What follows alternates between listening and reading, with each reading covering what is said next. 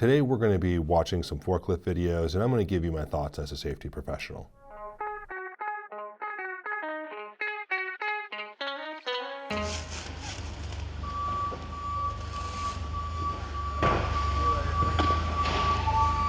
Go put your hand on there.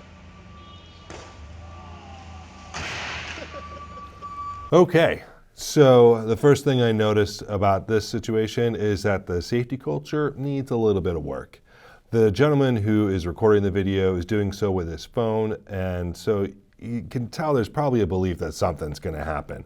So instead of doing something about the safety issue that he saw, he decided to record it for whatever reason. So the other thing that he did too is he encouraged his colleague to go and hold it up with his hand. He's probably joking around and trying to have a good time, but any joke that puts the safety of somebody at risk is not funny and not okay. All right, let's watch the next video.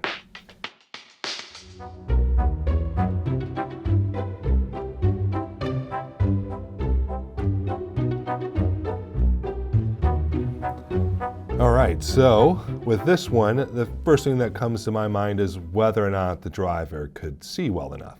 OSHA's pretty clear that if you can't see driving forward, that you should just turn around and drive backward with the load trailing behind you so that this way you can actually clearly see where you're going.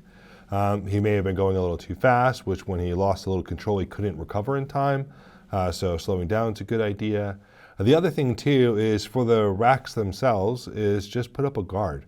There are high visibility guards that you can put that will help protect the shelving from taking the beating from the forklift. So let's make sure that our shelving gets protected and our operators are able to see while they're driving and they're driving slowly.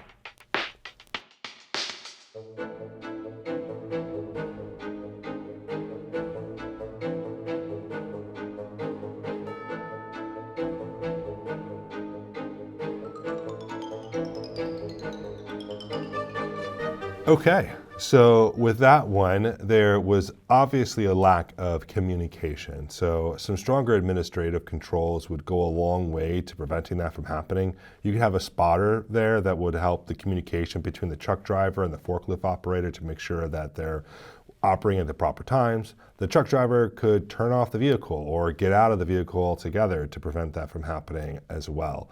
But more communication and understanding of when something should be offloaded is going to be needed to make sure that things like that don't happen again.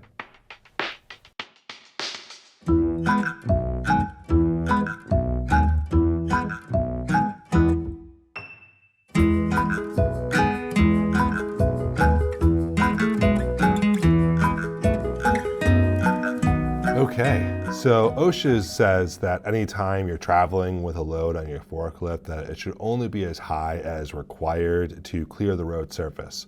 So in this video, the operator was allowing the pallet to stay elevated while turning and driving forward. I know sometimes it's easier, especially if you're just moving it from one high shelf to another that's pretty close by. But you want to make sure you take the extra time to lower it down to ground level so that this way the center of gravity isn't affected and your forklift doesn't go tumbling over. Thankfully in this situation it was just straight into the aisle and looks like the operator wasn't hurt, but it could fall over on someone, it could fall over into shelving which could collapse. There are a lot of other things that could happen as a result of that. So make sure you take the time to lower it down to the ground and only have it as high as you need to travel to miss the road surface.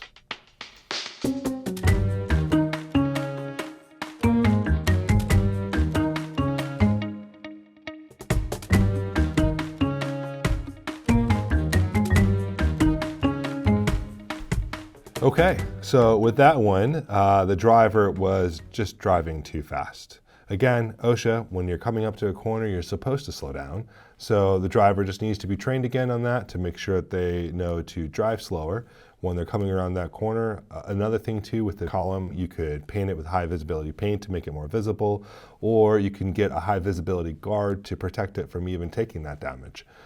Because even though it looks like nothing bad happened at this point, who knows what could happen with a forklift running into a structural member.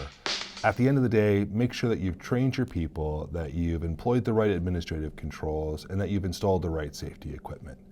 And ultimately, make sure to think safe. Thank you for watching this, and I hope you have a safe day.